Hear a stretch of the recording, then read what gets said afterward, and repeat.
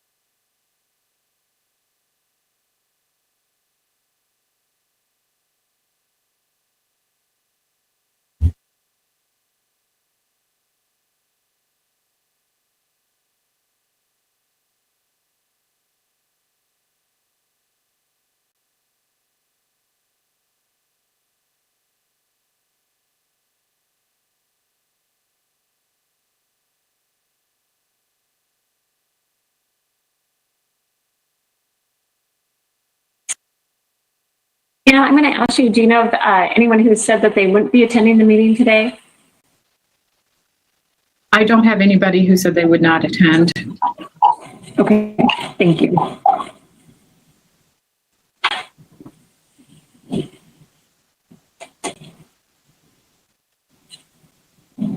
Sorry, I don't think Councilmember Hattenberg is going to make it today. Okay, thank you for that.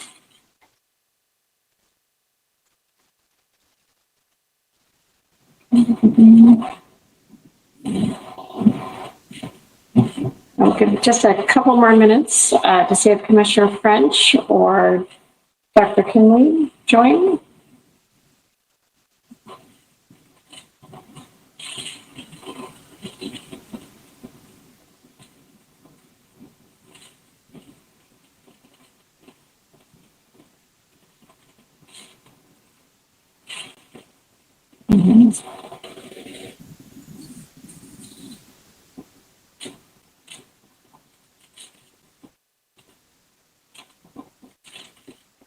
Okay, well, I think we are going to go ahead and get going with today's agenda. And I'm going to check with you to make sure the recording is started. It has been started. I'm sorry, it has. Okay. With that, then, Anne, I'm going to ask you to take roll call. Well, I should say I'm going to start the Board of Health meeting for September 30th, 2021. It is 12:32 on my computer. So we'll be starting the meeting, and I will call this meeting to order and ask Anne to take roll call. Commissioner Al French.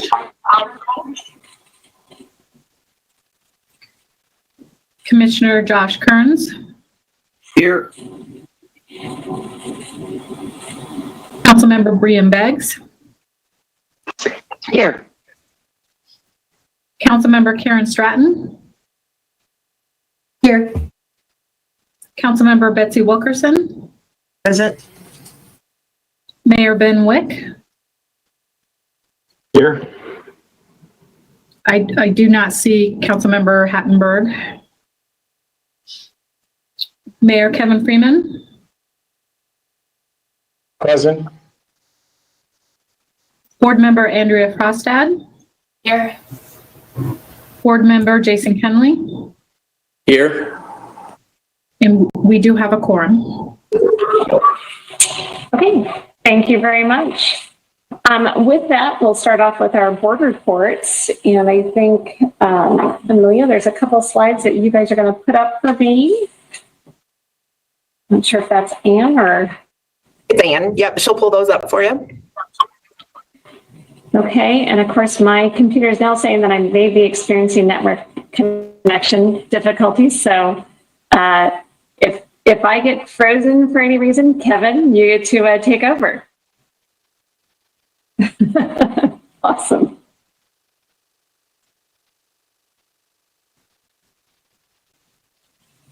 So So I want to start off with kudos this month. So this month goes to Amelia Clark, who has been selected as the Commute Smart Northwest Champion Business Leader for Q3 for 2021. Due to her dedication, support, and advocacy to Spokane Regional Health District's commute trip reduction program. Amelia was publicly honored here at this networking lunch on September 16th. In addition, the publication of her story and photo will be posted in the Commute Smart Northwest website. Posters featuring Amelia and the 3 champion commuters will be distributed to over 100 work sites throughout Spokane County. Amelia will also be highlighted in the Journal of Business as a Commute Smart Northwest Q3 Champion Business Leader. So that's exciting. Spokane Regional Health District has had a very successful commute trip reduction program. The Health District has achieved the platinum level for the last 2 years, as well as receiving the Pinnacle Award in 2019. These achievements wouldn't be possible without strong leadership support and dedicated employees to the dedicated employee of the Transportation Coordinator. So thank you very much for your hard work. I know this is very important for our community. So congratulations, Amelia and the Spokane Regional Health District on this award. Thank you. I don't know if you want to say a couple of words about getting the award. I was really surprised. I think we've spent so much time in the past 22 months focused on COVID. We've still been doing a lot of our normal things, and promoting individuals using the different commute options. And I know a lot of folks who just come to the health district use those. So it was kind of refreshing to have something different than COVID and something that we could celebrate. So it was definitely a surprise, and really thankful that we could be acknowledged for our work here for something besides COVID right now. So it was very positive. Awesome. Thank you. And congratulations again. A couple of other things I just want to cover quickly is, and at our August 4th meeting, we had a resolution that the executive committee would be working on a statement and letter. I believe the motion was for the executive committee of the Board of Health to draft a letter of Board of Health consideration at a later date, acknowledging due consideration was given to the letters received by the board from the Spokane Regional Health District former employees and others about the administrative officer and supporting the job performance of the administrative officer. I just want to let people know that we are still continuing to work on that. As we said at August 4th, that will be coming at a later date, and it will be. So thank you very much. The other thing, you can see I've got a phone going off in the background, is strategic planning. We were going to be working on that for the Q4 to kind of start the process. With everything going on and COVID is still taking over a lot of everyone's thoughts and jobs at this point in time, that we are going to be delaying that and hope to into next year. I don't want to commit to when we're going to start because we want to make sure that we're doing what we need to do to keep the community safe at this point in time. So just letting people know that we had initially talked about starting that in the Q4, and we will delay that into next year. But still top of mind for us here at the Health District on the board. So with that, then I'm going to, and on our board reports, I just want to make sure people understand we're just having this as a point. If we're going to discuss later, I will let the chair say that we'll be discussing more later. But we've got the Budget and Finance Committee, Mayor Freeman. Thank you. I hope I'm not too echoey in the location I'm at. Budget and Finance Committee met and had a excellent discussion on 2 items that we will be bringing forward before the full board today. The first is the consideration of the SNAP Ed contract, and the second is the presentation of the initial or the draft 2022 operating budget for the district. Other than that, that was the focus of our work for the last meeting. Thank you. Thank you. So we will hear more from you here later on in the meeting. I appreciate it. Council Member Wilkerson on the Policy Management Committee. Thank you. And we will be coming to you a little bit later with a resolution for our legislative agenda for the year 2022. So I look forward to your input, and we will be voting at that time. Great. Thank you very much. So next item on today's agenda is the consent agenda. So we have the meeting minutes from July 29th, 2021 and August 4th, 2021, as well as the vouchers from July 1st through the 31st of 2021 and August 1st through the 31st. Are there any corrections or to the minutes? If not, I'll look to my fellow board members for a motion. So move to approve. I'll second. I have a motion and a second to approve the consent agenda. Any discussion? Seeing none, all those in favor, please say aye. Aye. Any opposed? Any abstentions? Seeing none, motion passes unanimously. That will take us to item number 5. Michelle, I will just check with you if there's a executive session that you think we need to have. I don't believe so. Not today. Very good. Thank you very much. Okay, that will take us to our action items. We're just moving right along. I love it. So action items today. So I believe, Betsy, I'm going to let you start with this one. This is regarding Resolution 2107, adopting the Board of Health legislative agenda for 2022 State of Washington legislative session. Thank you. So your committee started working on this at the latter part of July and August. We had sent a draft out. We solicited more input from everyone. What you see before us is our final version. We are always open to any additions or corrections, but I hope you've all had a chance to review it. And if there are any questions or concern as the resolution is written, we are open for discussion at this time.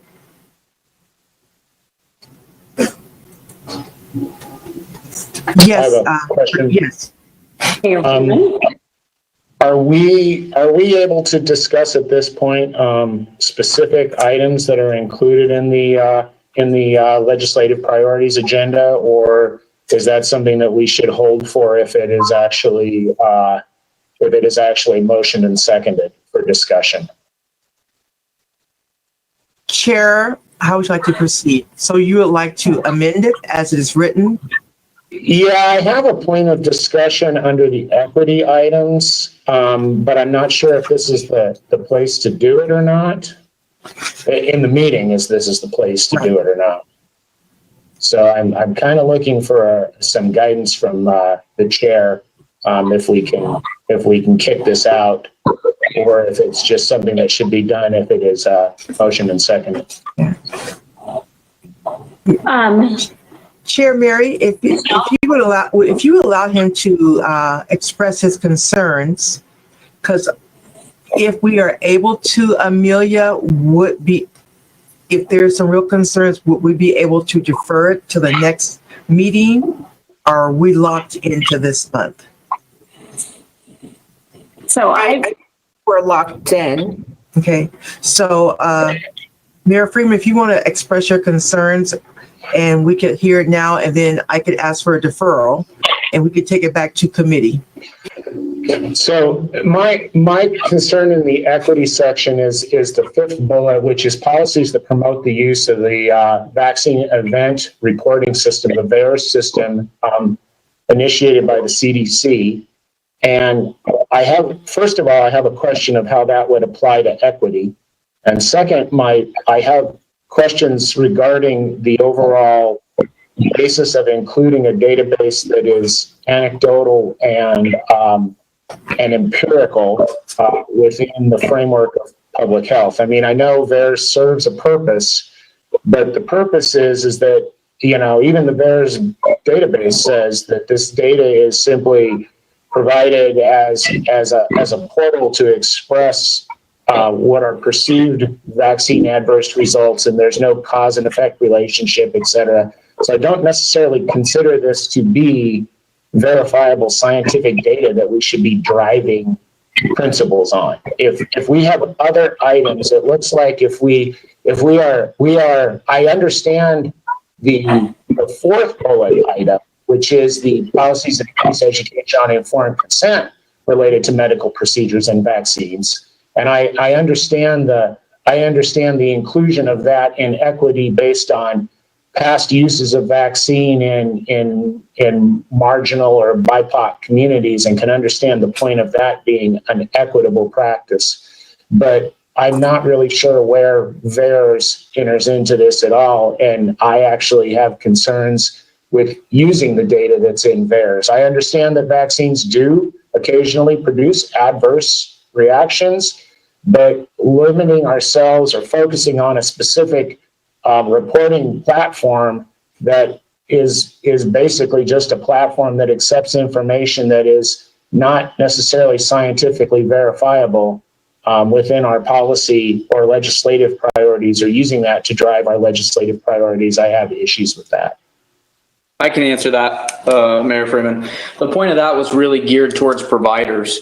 The issue is VAERS is flawed. We know that, but it is the only government regulated way to accept any adverse event at the CDC level. That is the only thing they recognize. Now, we know because Harvard did a study on this, and they found, and a subsequent panel also found, that 1 to 10% of all adverse events are reported. Now, the reason this came up is because what we're beginning to see with COVID vaccines, as well as some others, is that there are people who are reporting these to providers and they're not being submitted.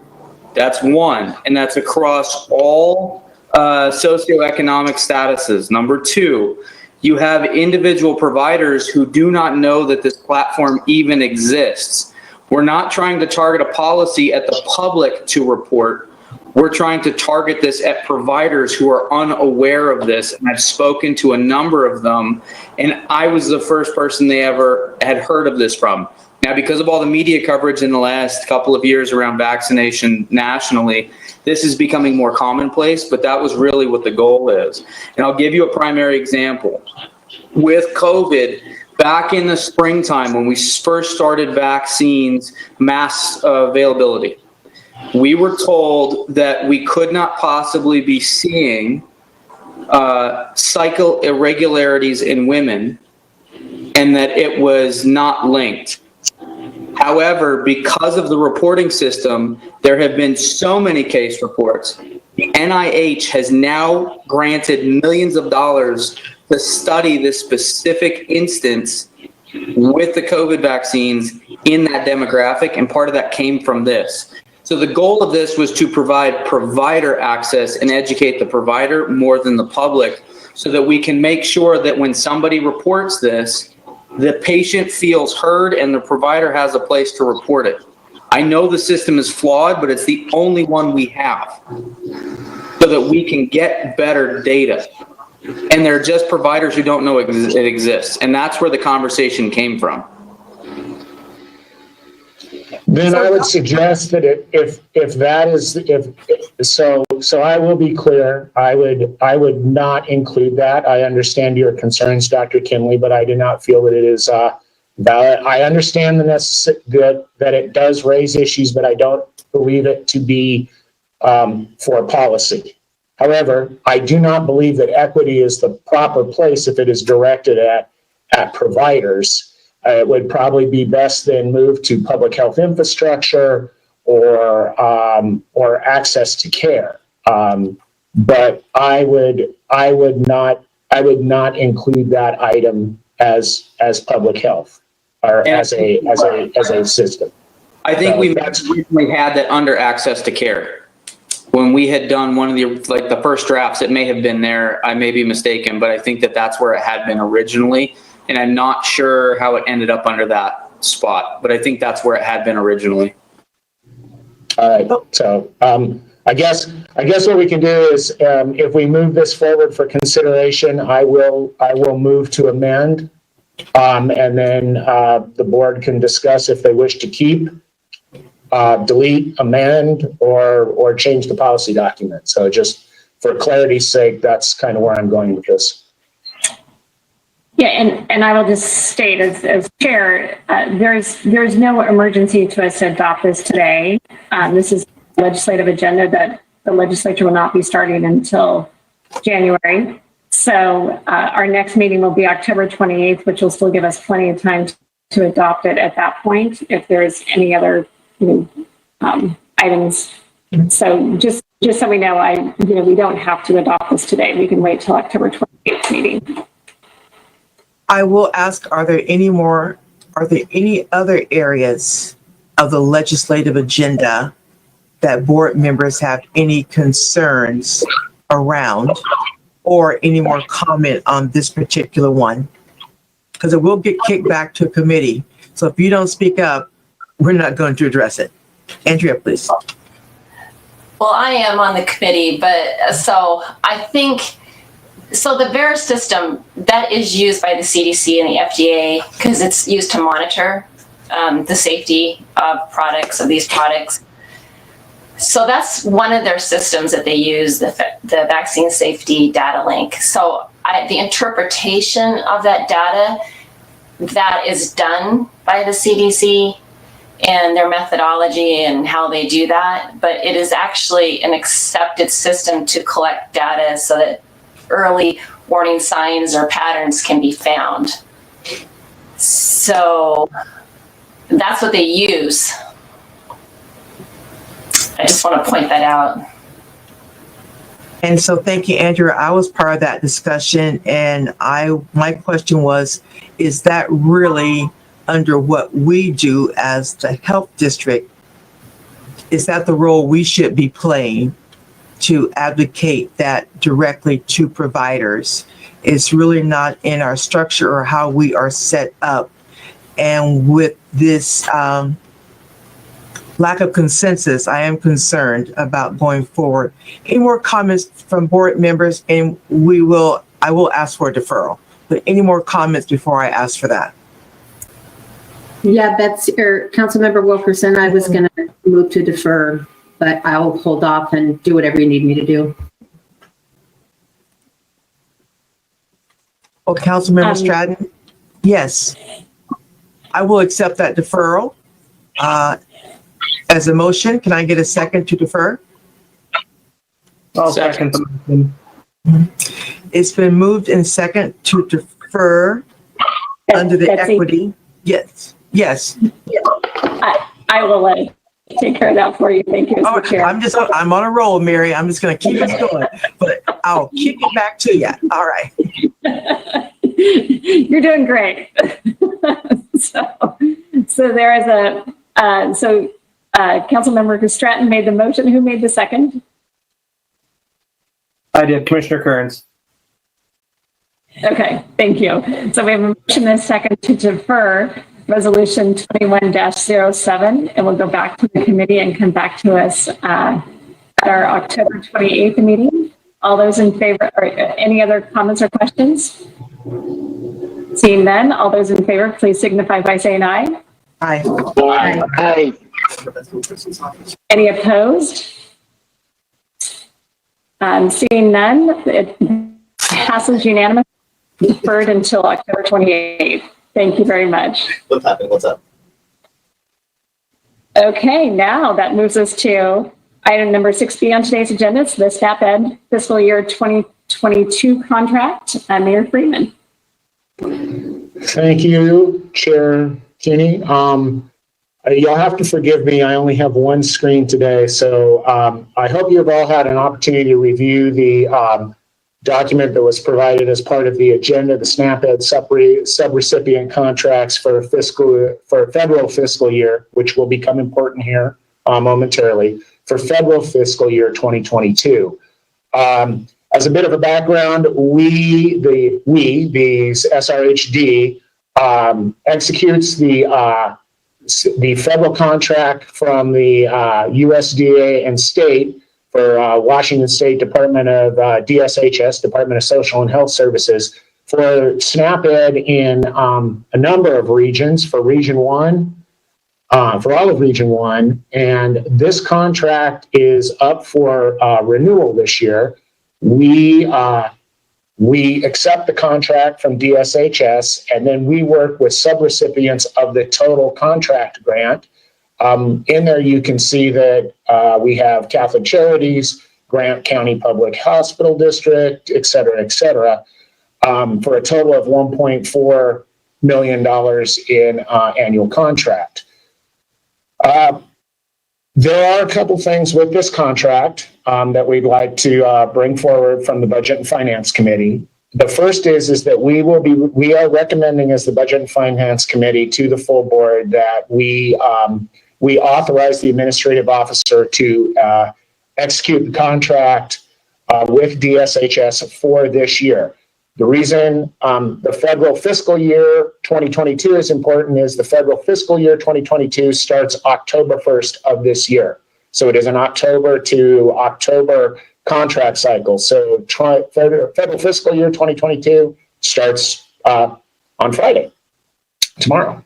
So because the district has undertaken this contract, we do feel that it is important that we fulfill our obligation and authorize execution of this contract.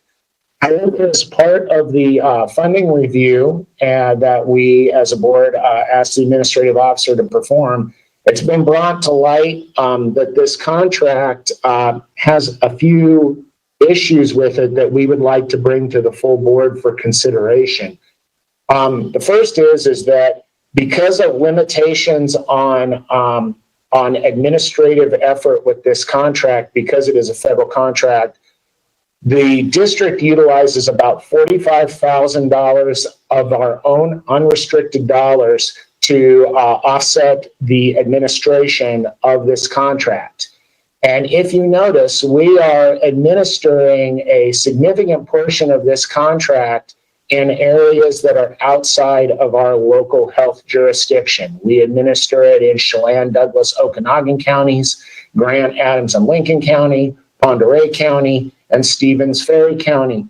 And so we are expending our own local health jurisdiction dollars to administer programs that fall outside of this local health jurisdiction. The second issue is that administering a SNAP Ed contract as basically a pass-through contract increases our audit costs, our own state audit costs, because it is a federal contract in excess of $1 million.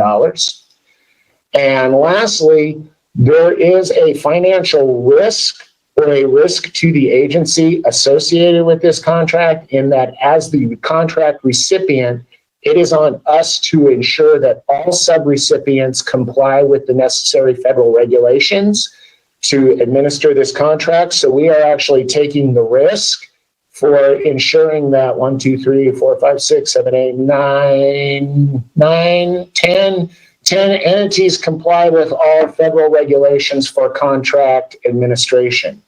So the Budget and Finance Committee, as I said, we have determined that it is in the best interest of the SNAP Ed program and the commitments that the district has made to approve the administrator to execute the contract for federal fiscal year 2022.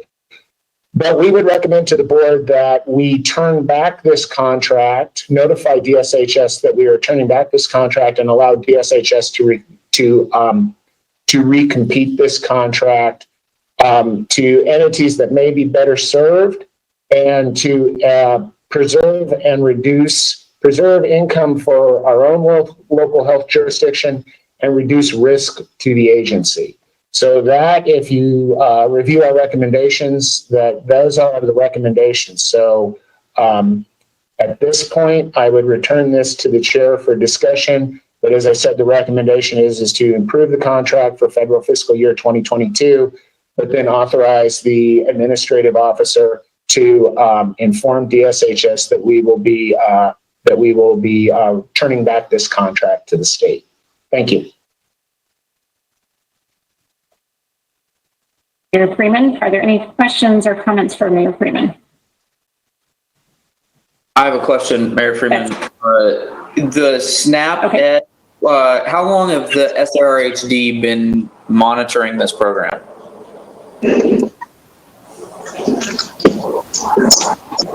You're muted.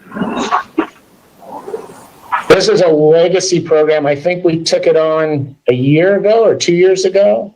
Do you know, Amelia? I'm going to ask Kim Kramars. It was here before I was here, so she may know. Yeah, I don't have the exact number, but I think we're more in the 5 and 6 year involvement. Okay, how did we end up with the program then in the first place? And then how did we, I guess this was an independent audit that caught the problem with this as far as the challenges that would be presented to SRHD, I mean? Or did you guys look at this and catch the issue with the potential contract conflicts where we would then be required to ensure compliance? So I can respond to that very quickly. The funding review, as part of the funding review that we as the board asked Amelia to perform, the administrative officer to perform, she reviewed a number of our contracts in all of the service divisions within SRHD. And so this was one that was brought to light.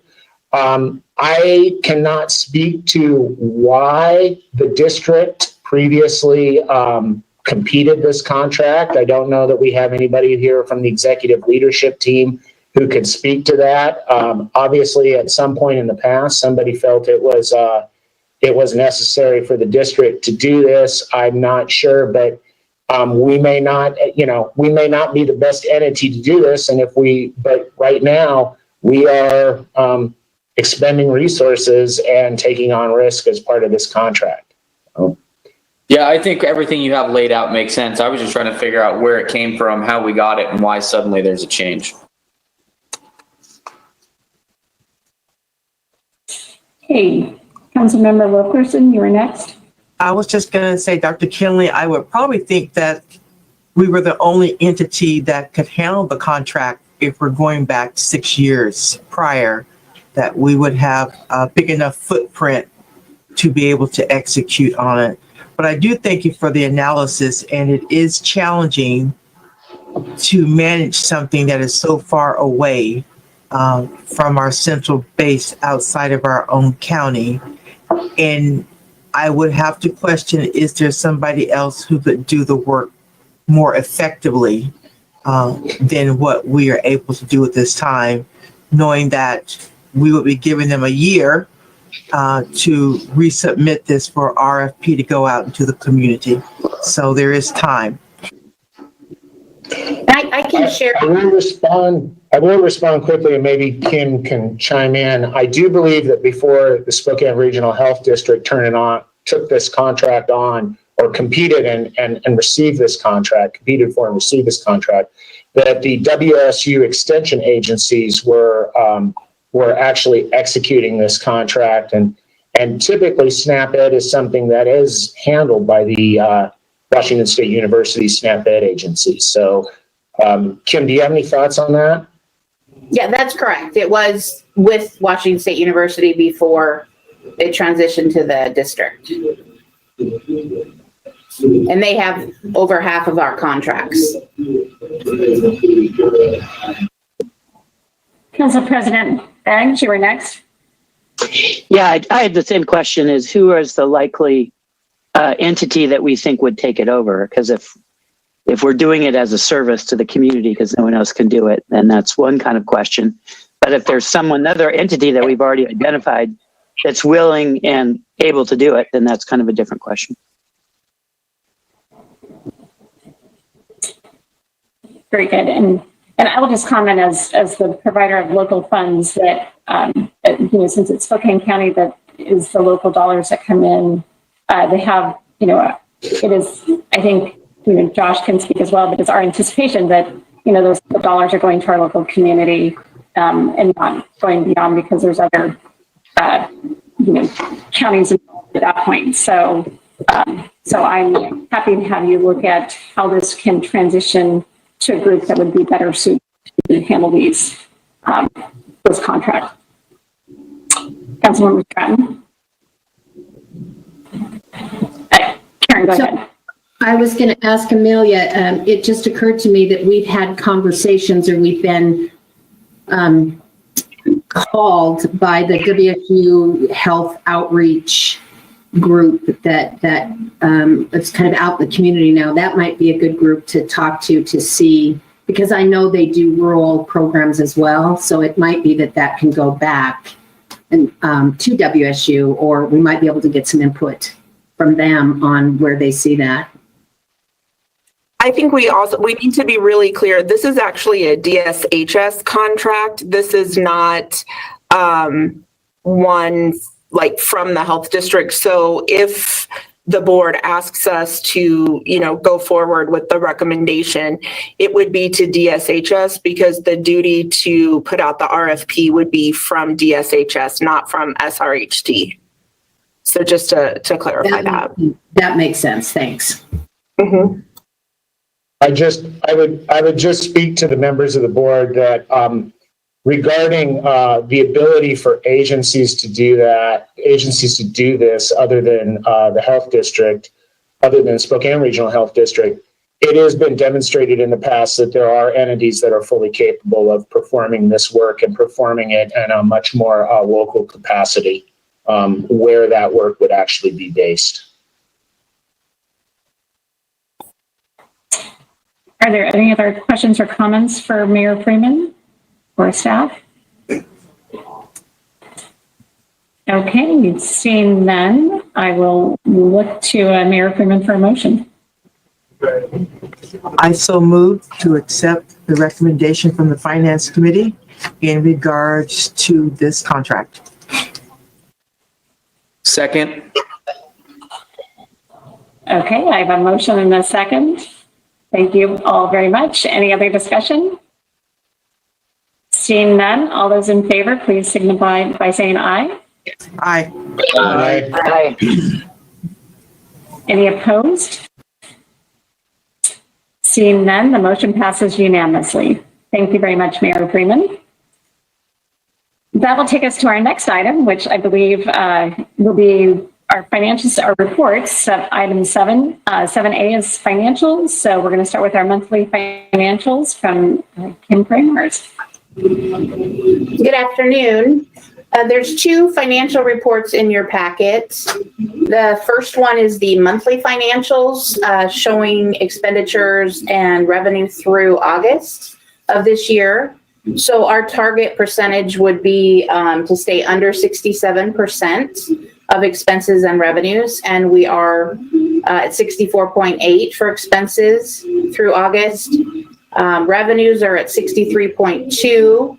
And just want to point out all of our grants that are federal, indirect federal or state, they're typically expense reimbursement, which means we spend the money in August and we prepare the billing in September, and that's when we get reimbursed for our expenses. So there's pretty much no income under federal, indirect, or state for the month of August reported here. So that's a month delayed. So otherwise, we're on target. We're on target on the monthly report, and then down below in the reserves, we're at 22% of our goal of 20% for the unassigned reserves or fund balance. And then the second report that we have is the COVID-19 expenditure report. And we are at 4 different funding streams near the top. We have federal indirect, and what we have is what we're known as ELK funding, ELK 19 and ELK 20. And then we have DOH vaccine services, and then Spokane County CARES. And Spokane County CARES will end the end of this calendar year. So we do have funding. The other 3 carry forward into 2022 and as far as June of 2024. Then our expenditures are noted below. So the total amount through August that we have remaining, which does go into 2024, is the $8.4 million. And the response is ever evolving, and funding continues to change. So as we learn of any new funding opportunities or funds passed through to us, we'll update this report and add that to the additional funding sources. But this is the best known COVID funding that we have at this time. So as those things materialize, we'll update this report.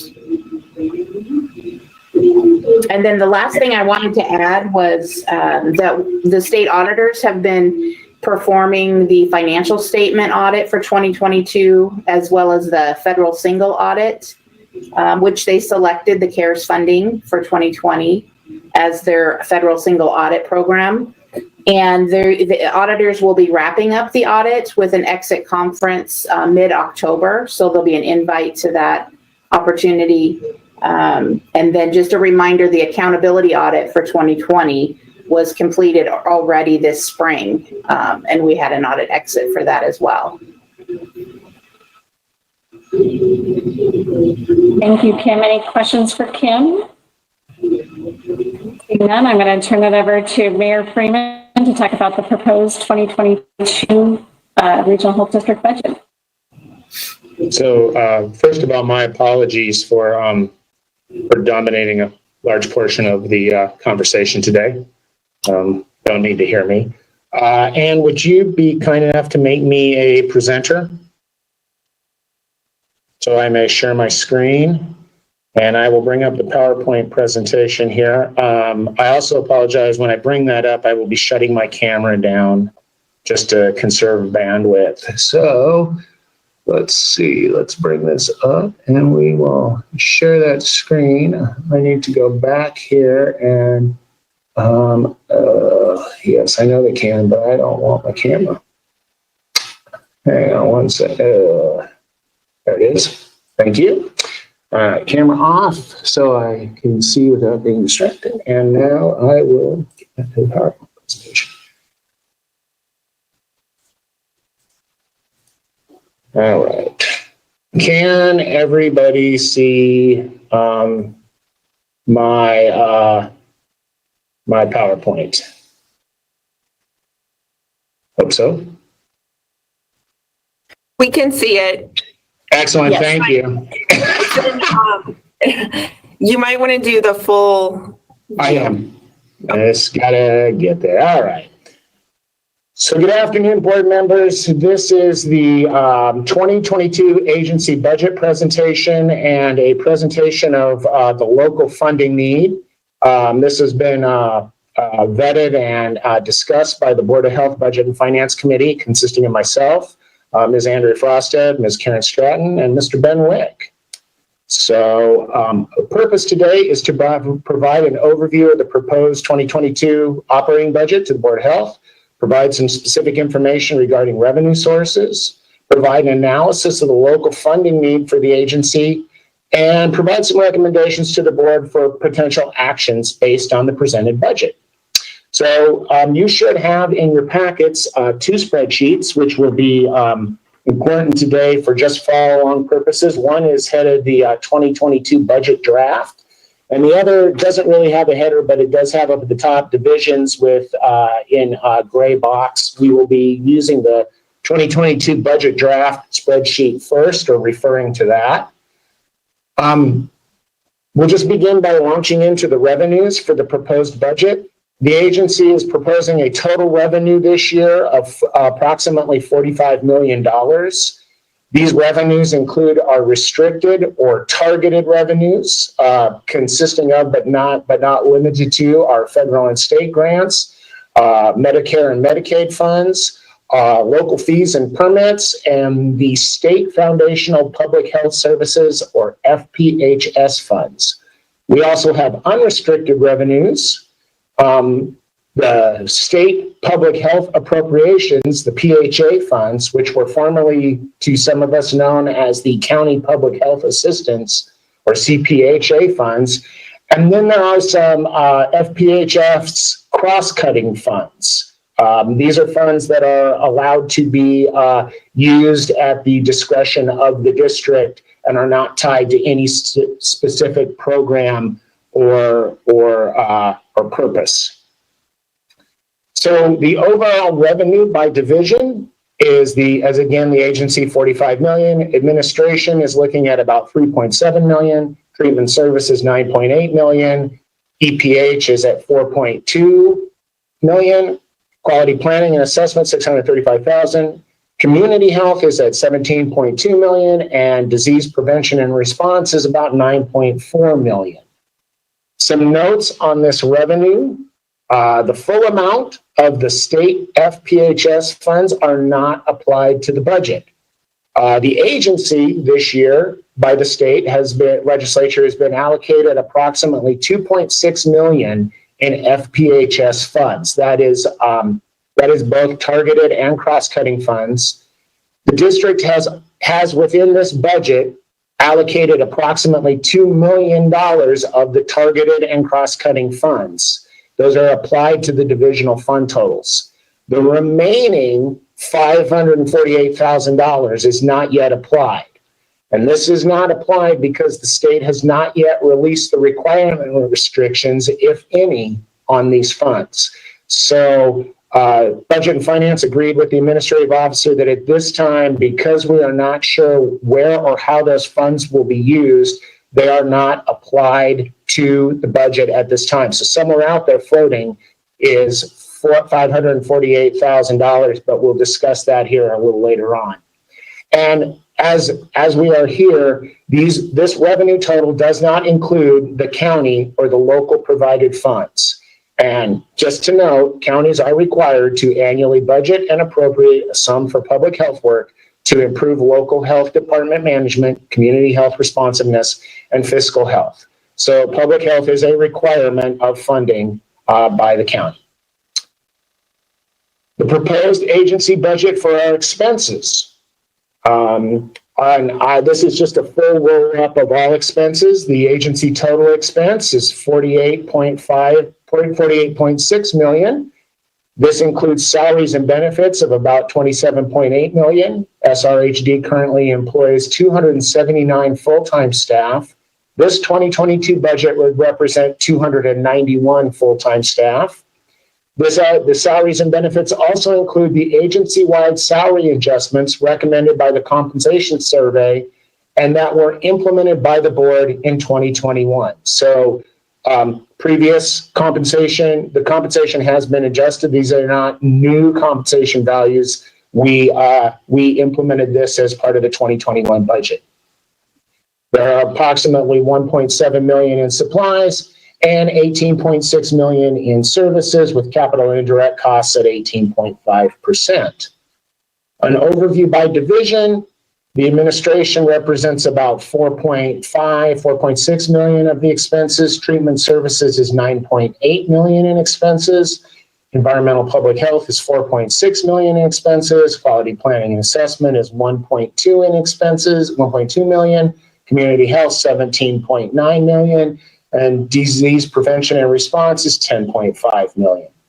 So expense notes: salaries and benefits compose about 57% of the agency budget. Our custom services are our next largest entity, and those compose about 28% of the agency budget. For just so we're aware of what the broad title means, is it includes services such as speaker fees, testing and monitoring, engineering, analysis, interpreters, and other consulting, accounting, or auditing. So our custom services primarily represent outside professional and technical services that we would contract with. As a comparison, our standard services compose about 4% of the agency budget.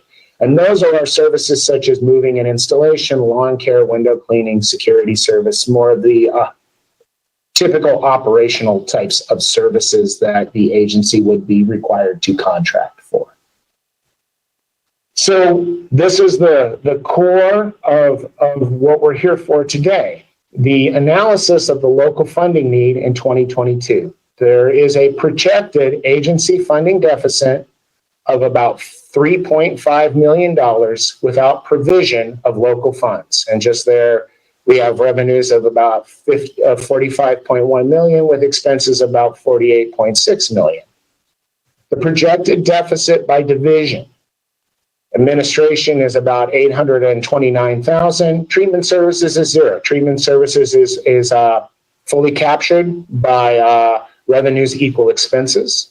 Environmental public health has about 383,000 in deficit. Quality planning assessment has about 564,000. Community health has about 663,000, and disease prevention and response is about 1.1 million. So, how do we expend these funds? Where are these funds where would the local funds be expended to? We felt it was, as the Budget and Finance, to break these down into what types of expenditures, not divisional, but what are the requirements that we're actually expending these funds?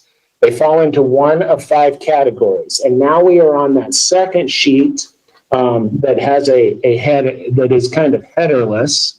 But we have items that fall 5 categories of why we are actually needing these funds from the local district. We have one, our unfunded mandates. These are items, and these are items defined as programs or projects. Items required to be provided by the local health jurisdiction under state law.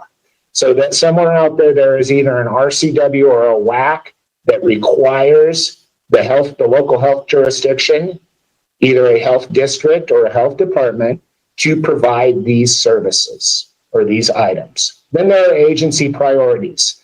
These are items that are specific to our local health jurisdiction that are important of importance that have been decided by the administrative officer, the executive leadership team, and in summary, and approved or accepted by the Board of Health as part of accepting our priorities and policies. Then there are grant projects. These are items that are funded by either state or federal grants that require a local health jurisdiction funding component, so some type of local input or local match. There are unfunded projects. These are projects that the health district has undertaken that have no funding source other than local funds. And then there are some items that are ELT recommendations or anticipated increases. These are items that have been determined that are potentially necessary to receive funding for and are more situational than ongoing. So these are items that have come to be included that are supposed that we will see a need for funding of these items.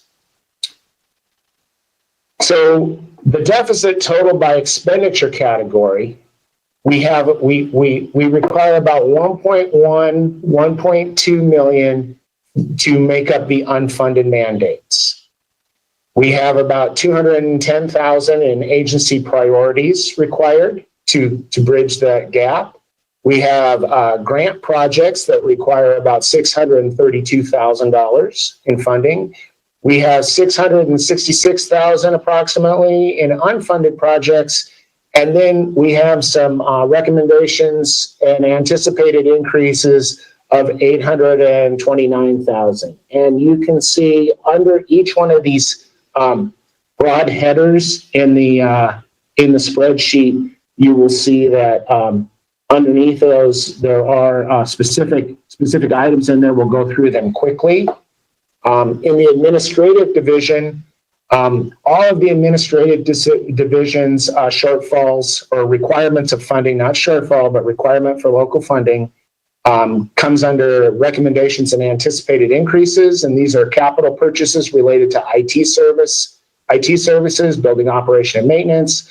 The board and ELT recommended, and the board did kind of confirm that it would be a good idea to have a consultant perform a review of human resources.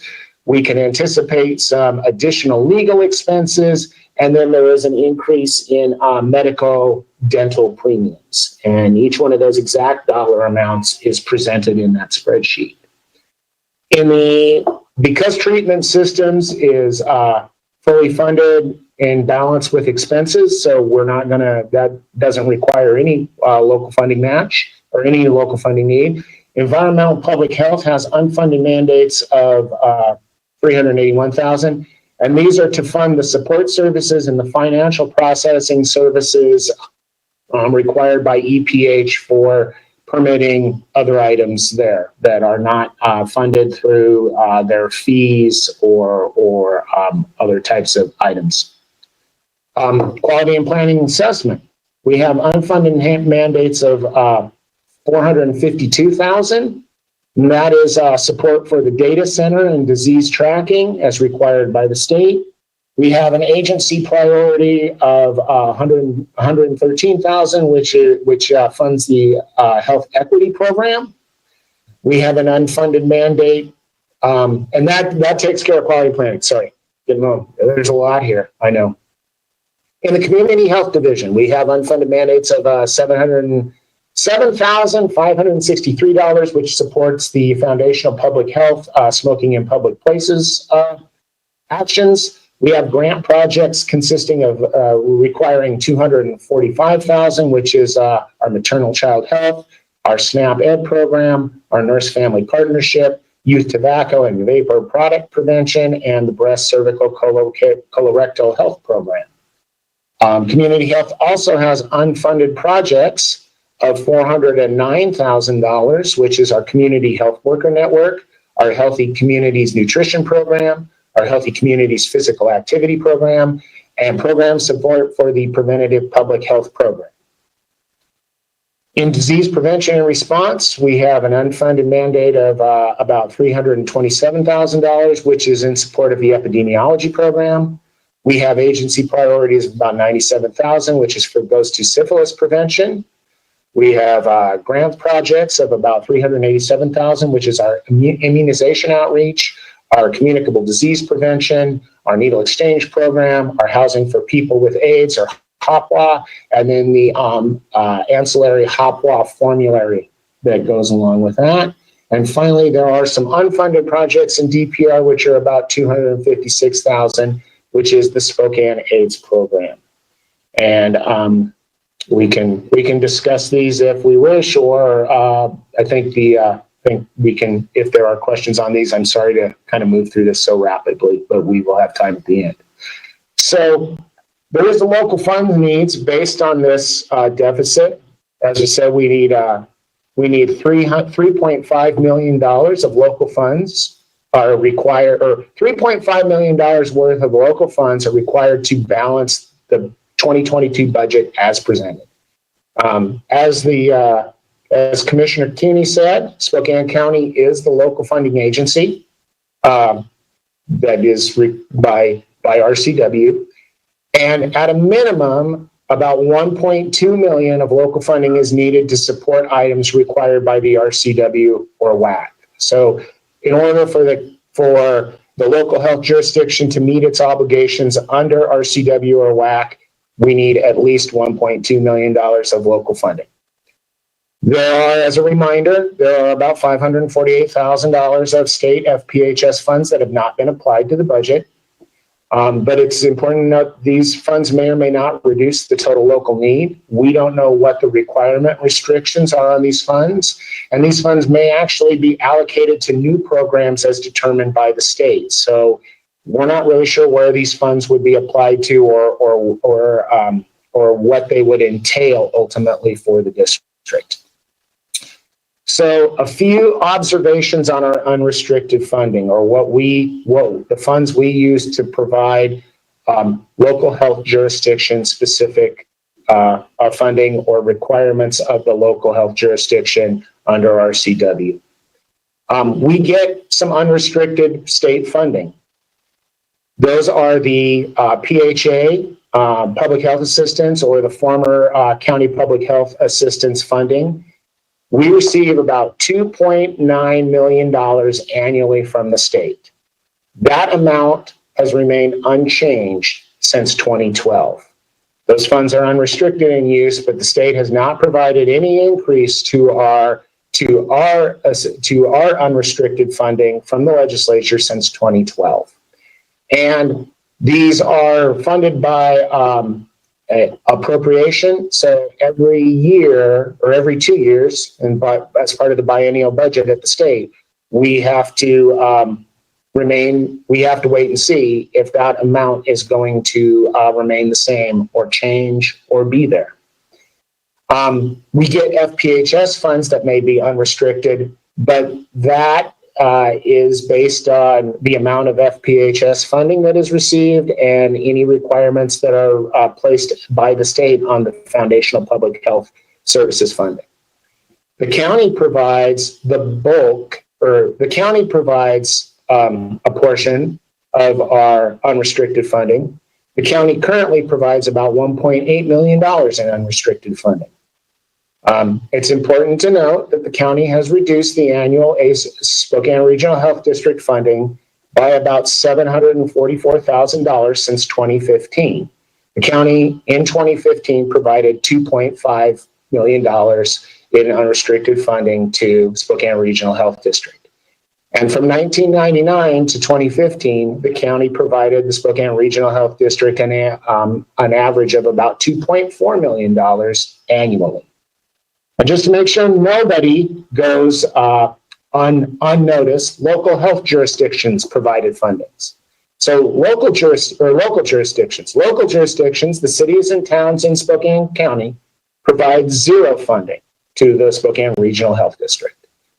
Jurisdictions currently have voting membership on the Board of Health and can direct agency policy and priorities. So we do not provide funding, but we are able to direct how funding is expenditures and the total amount of funding required. However, House Bill 1152 and likely definitive change, there will be changes to the Board of County Commissioners in 2022. These will alter the composition of the Board of Health and will more than likely change the local jurisdictional representation. So we have a bit of an uncharted landscape ahead of us for the Board of Health as currently constituted. So everybody has something to think about with respect to funding for the district. So, based on consultation with the members of the Budget and Finance Committee, we would recommend one of the two following options to the board as a whole. That the board either elect to prepare a resolution from the Board of Health to the Spokane County Board of County Commissioners, asking Spokane County to provide the full total, $3.5 million approximately, in local funding for the 2022 Spokane Regional Health District operating budget. Or the board can look to direct the Budget and Finance Committee to review the current proposed budget and determine if any cost-saving measures are possible and what the effect of those measures would be to the SRHD programs and personnel if implemented.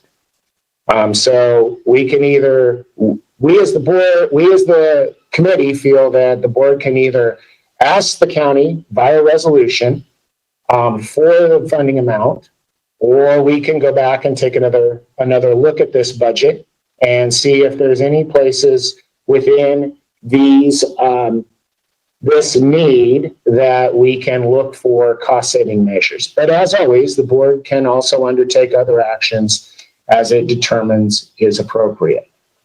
And there's one last request that the Budget and Finance Committee did hear from the district, from the administrative officer, and that is we hold this as a separate request because we don't want it confused with the continuing operating budget of the district. Is that the Budget and Finance Committee does support the Board of Health requesting approximately $3.85 million of the American Rescue Plan Act, the ARPA funding, of Spokane County's ARPA funding for some specific infrastructure improvements for the district, including an ADA assessment for the current building, an energy use assessment for the current building, a full roof replacement for the building, which it desperately needs, window replacement, which the building desperately needs, and some IT infrastructure upgrades to support security and redundancy, survivability for disasters, et cetera, for the district's IT infrastructure. And that would be prepared as a separate resolution for the board to be presented to the county commissioners. But the Budget and Finance Committee does agree with with the district asking for this, this 3.85 million out of the county's ARPA funding. And at that point, I would turn this back to I will stop sharing my screen. I will turn this back to the chair and ask if there's any questions. Any questions for Mayor Freeman? Okay, I'm gonna call you guys in order that I see. So Council President Beggs. Yeah, I don't know, Mayor Freeman, if you can answer it or if someone else on the call can. When they were talking about reforming who's on the health board and things like that, there was talk about significantly increasing funding to local health districts. And I'm just wondering if anyone can give us a report. Did that not happen, or is it going to happen in the future? I'm just wondering that, just an unanswered question. Yeah, we've received that. The 2.6 million is the increase. That is the Foundational Public Health Service dollars. And our previous number, Kim, correct me, we were right around 800,000. So the 2.6 is the new number. Did I get it close? Yeah. Yes, that's correct. Councilmember Wilkerson. So thank you, Mayor Freeman. So this budget you presented really there was no anticipated employee cuts. I guess that's my first question. So this is the rosy budget. If we get these other fundings, but we haven't seen a real bare bones budget yet. And which I'm sure as a county, we'll probably want to see the bare bones budget before they want to contribute any more additional funding. Mary, can you answer that? I think that this not only does not show any staffing reductions, but actually shows some staffing increases that are deemed necessary for the operation of the district, correct, at this time? The staffing increases would primarily be anything related to COVID, which, because there is a difference between our current FTE and then because we have some open positions and different things right now. But this does not include any changes to any programs at this time.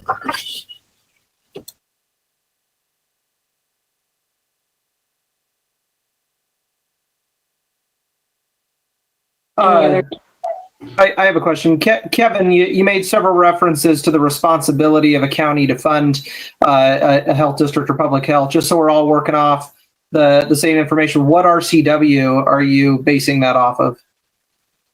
So that is, you want to rip that off a minute, because I have it somewhere, because I knew that was going to come up. You want to rip that one off?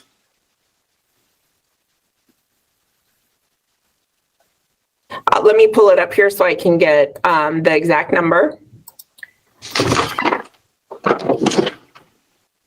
Mine didn't. Right?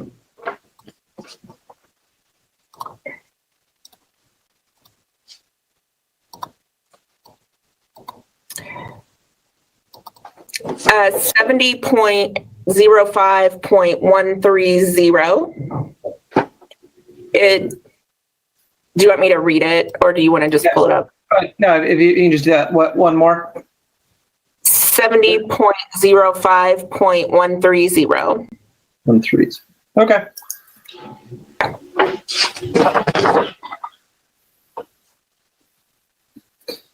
All right, and I'm going to piggyback on what Councilmember Wilkerson said, and say I think she and I are certainly on the same wavelength. That I would certainly like to see kind of, when your two options of developing a bare bones budget and asking for the full amount. I mean, I'd like to see kind of what each of those look like, but maybe like to see something in the middle. I mean, based on that request, that leads me to believe that, like Councilmember Wilkerson said, this is the rosy budget. This is the budget of everything that we want. kind of. And we get that at the county every year too. You know, when our budget director goes out and asks all the departments, what do you want next year? We're then shown a massive deficit because everybody says what they want, not necessarily what they need. So I would hope before an ask was made to the county, the question is really asked of what do we need to provide health services to keep the community safe, and what is that realistic number? Not what are all the wants, what are all the needs to keep the community safe?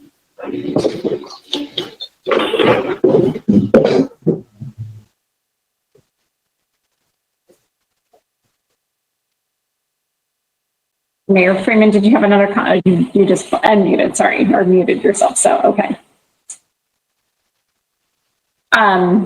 And I guess I can say as a county commissioner, you know, we are just in our budget process right now too. So we'll have our first, you know, in-depth budget workshop here soon. So we don't know what our capacity is.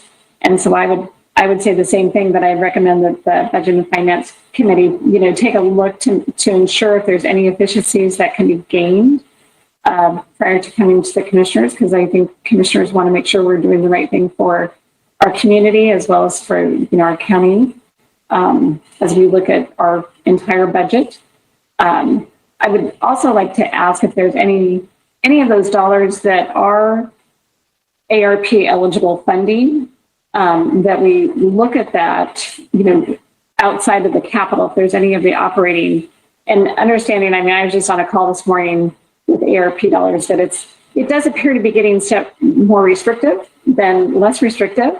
So, you know, ensuring that, you know, it meets the criteria, which I know is just, you know, future funding that we have that is temporary. So it's not a long-term sustainable plan.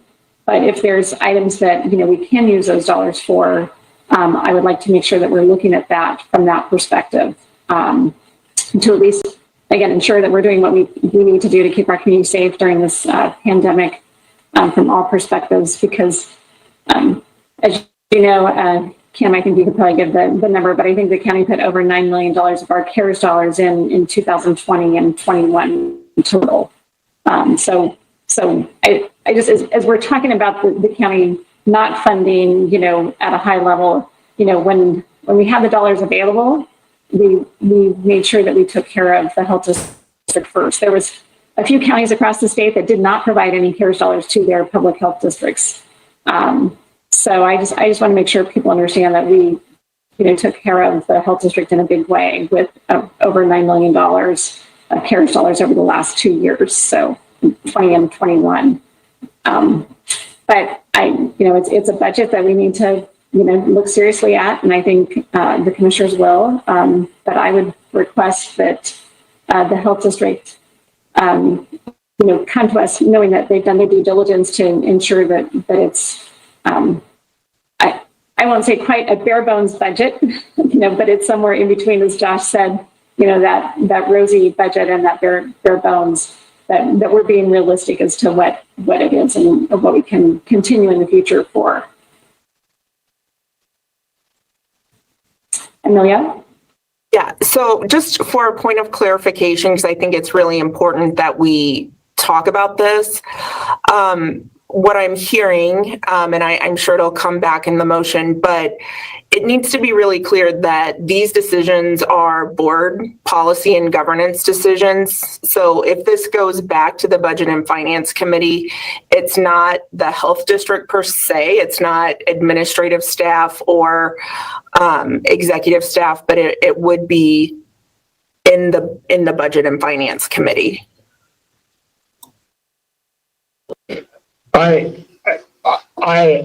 I'll speak, and then I would open it up for other members of the Budget and Finance Committee.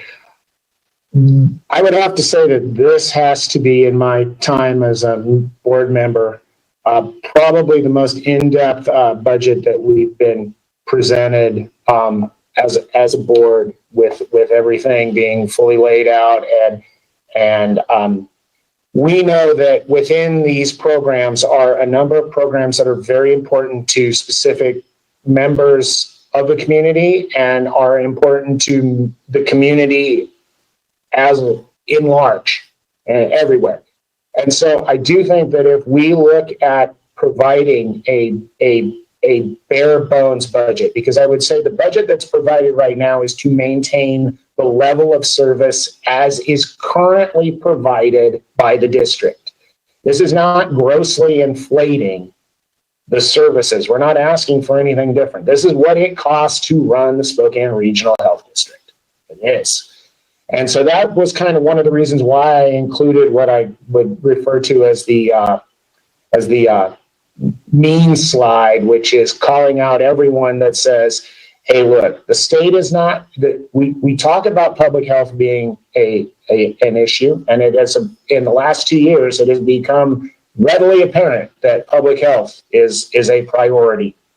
But the state continues to provide continues to ask for programs and mandates that it does not keep funding. As we've seen, we have not had an increase of our unrestricted funding from the state since 2012.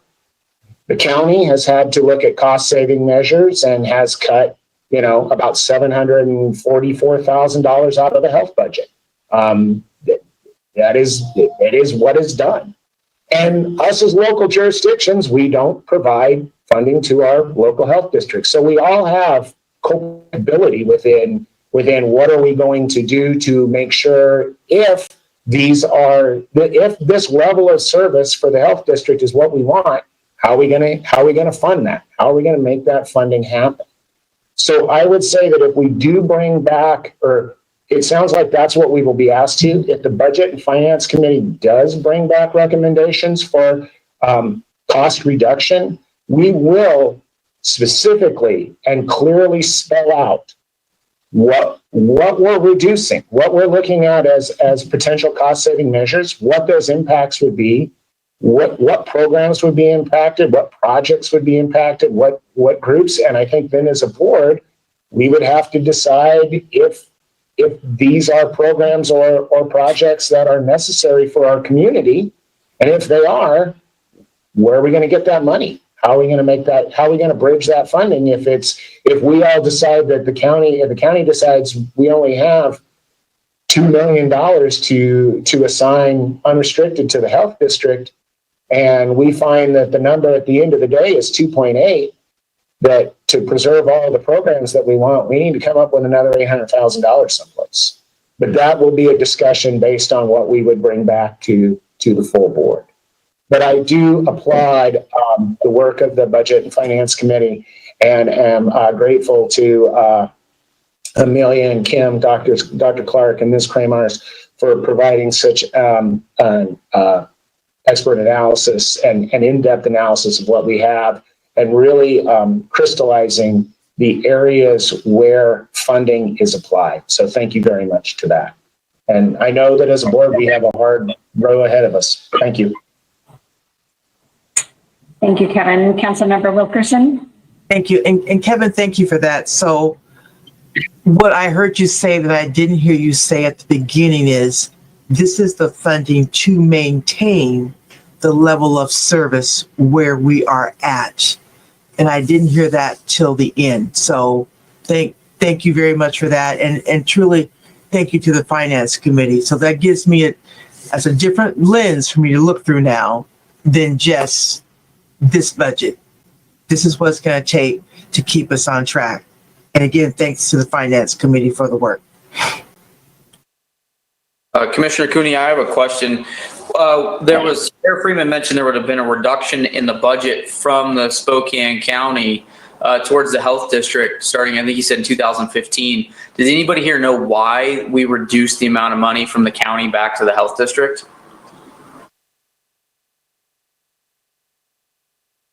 I know I became commissioner just at the very end of 2017 when I think some of those cuts, we were looking at cuts across the entire county.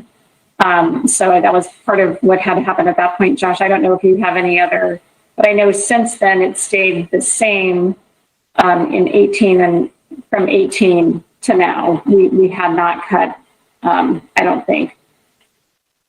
Yeah, Commissioner Cooney is correct. We were facing large shortfalls at the county. We were, I want to say the first, so I came in at the end of 2016 is when I was sworn in, and it was just a few days before we adopted the budget. I think if I'm remembering correctly, I mean, we were even with cutting in the 16 in December of 16, passing that budget, there was a reduction, I want to say, of about 400,000. But that was, I mean, the county was facing multi-million-dollar shortfall at that time. So it was because we were cutting everywhere, and at the same time, and we've got our internal departments to fund as well. So Okay, so it was a it was a financial shortage for the county as a whole, and this was just one piece that got reduced. I was just trying to understand how this fit into that. So thanks. Yep. Yeah, we were making cuts across the board. Councilmember Stratton, you had your hand up. I was just going to thank Kevin.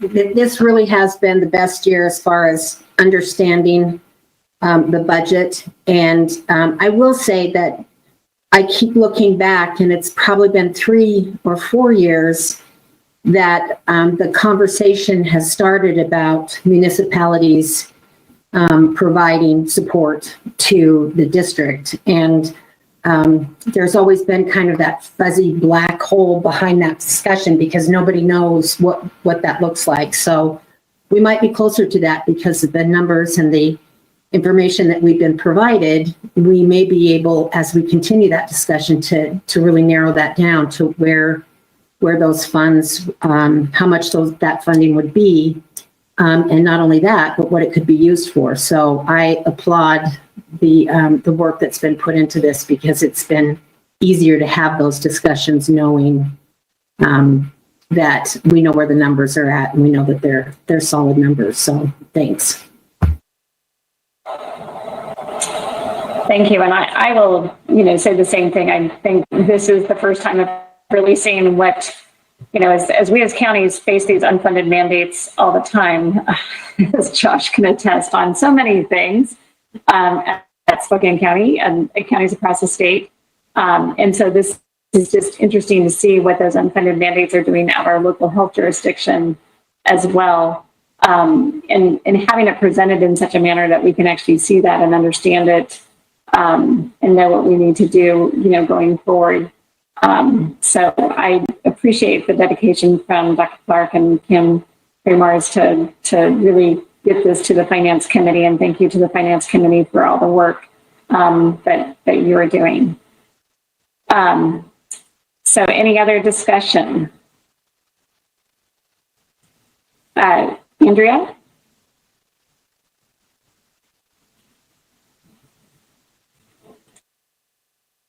Yeah, I'd just like to say thank you, Kevin, for the slides and the presentation, and for the funding review, all those who are involved in that, because it has been helpful to see how everything works, and this will be easier going forward with this sort of type of review. It won't be so difficult in the future. I think that because we're asking the county to do double, I think that in just asking to look at some of the cost saving, if there's any way possible, that there are areas just to show that there is that total physical accountability, to go back and just look at things maybe a little more close. That's what I would ask. Okay.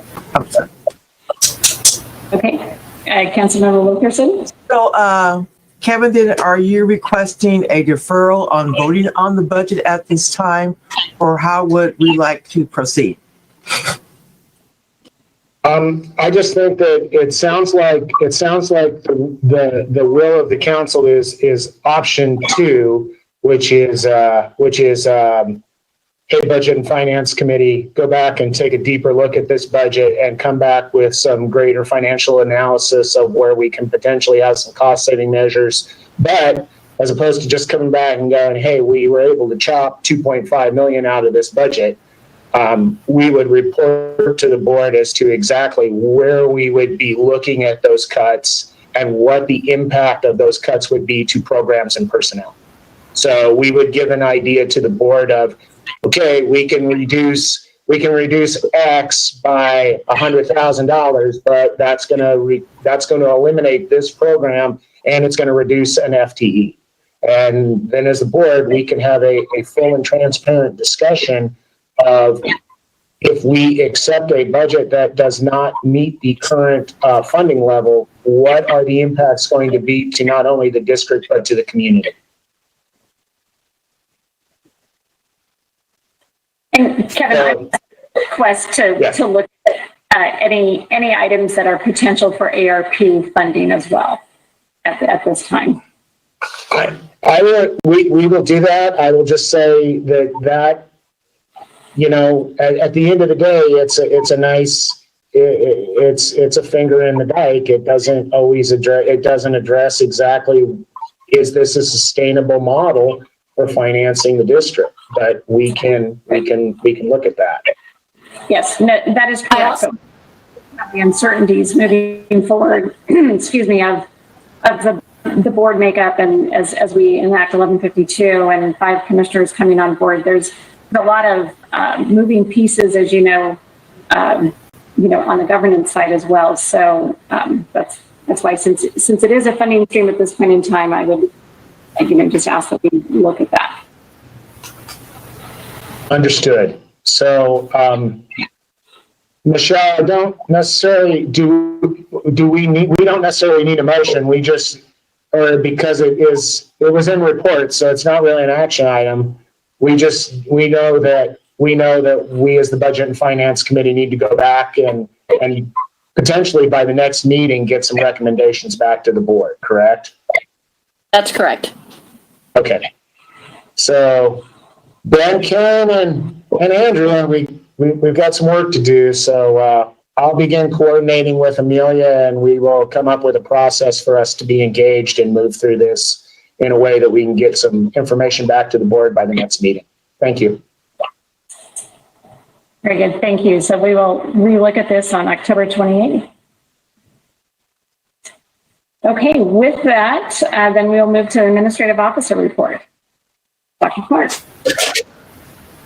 Thank you. And I want to make sure that we can hopefully get to our board education this month. So I prepared a very small report. Just a couple of things. I think the biggest news is around updating on the health officer recruitment.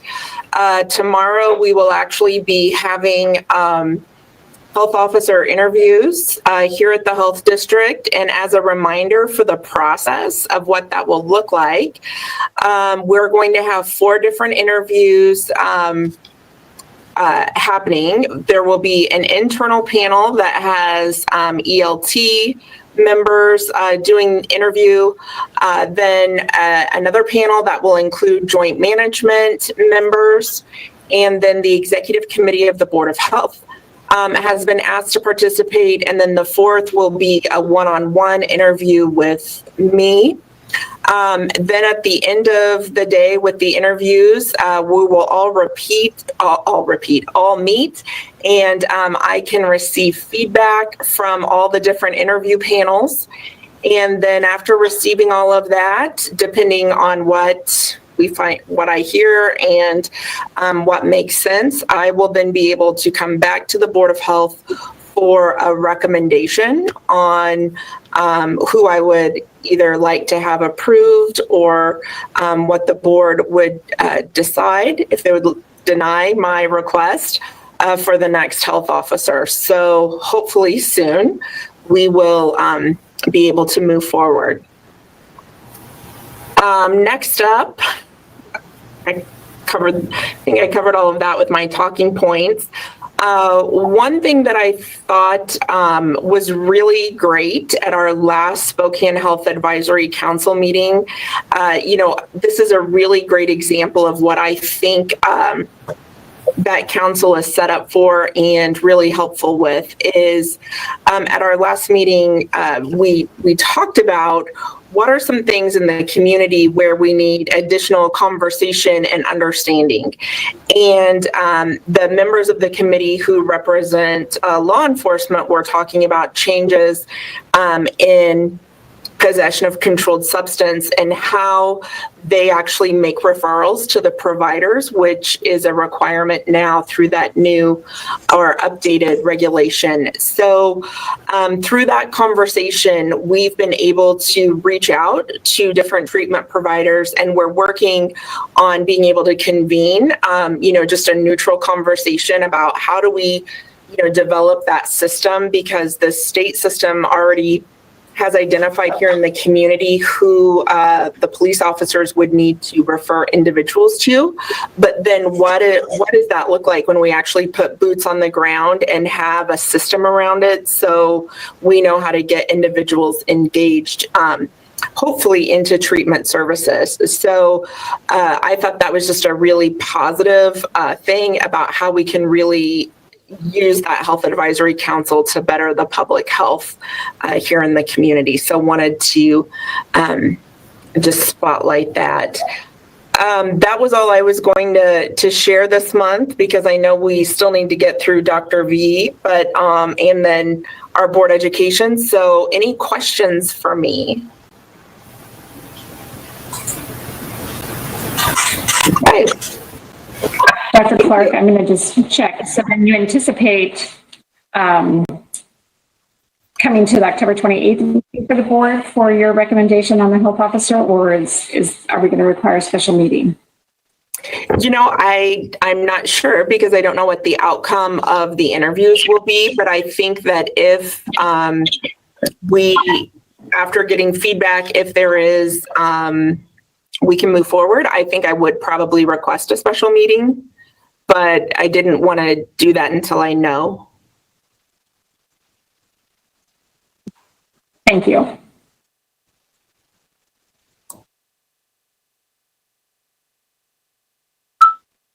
Chair, sorry for the interruption.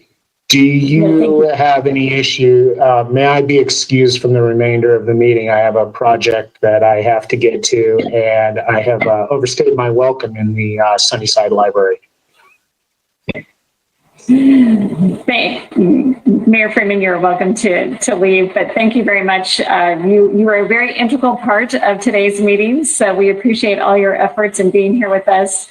I know you're at a separate location, and so thank you very much for doing that, and for all your hard work today, and for all your hard work to come. So thank you. Not a problem. It's my pleasure. Thank you all. Have a good rest of your day. Thank you. Okay, with that, then Amelia, I think it's off to the health officer report. So we'll go to Dr. V. Hi, good afternoon, everybody. And I have a presentation, and there's lots of information on the slides. I may not go through every point, but as always, I want to make sure you have as much information as possible available to you. So if we could go into the next slide, please. I want to talk a little bit about variants. You may notice that I inverted the order typically, and the reason for that is because the surge that we've seen with the Delta variant is pretty much driving every other statistics that we have, and has also prompted or promoted the conversation about third doses and booster shots. Next one, please. So the first area we're going to talk is about variant distribution. Next one, please. This is the United States, and as you can see, it's pretty much 100% Delta that has really overshadowed every other variant. And in terms of effectiveness and efficiency at transmission, has demonstrated to be the most effective at transmission variant thus far of all the ones that we have seen. Next one, please. This is what it looks like in the state of Washington. And right now, as we sequence cases, and remember, we don't sequence all, but we sequence between 20 and 23% every month. It's basically 100% Delta. Thus, the assumption is that every new case that we see is Delta unless proven otherwise. Next one, please.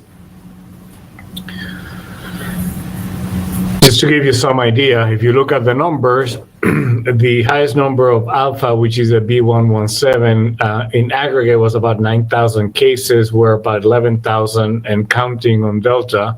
It will probably be twice as many by the next board meeting, although we do see a little bit of a changing in the distribution and the frequency of cases. Next one, please.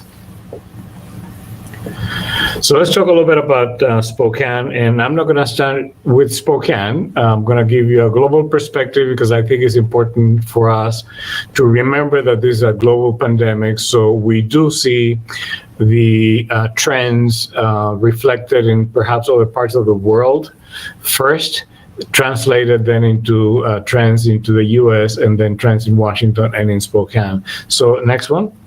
This first slide is actually the current global trend in the world as it stands.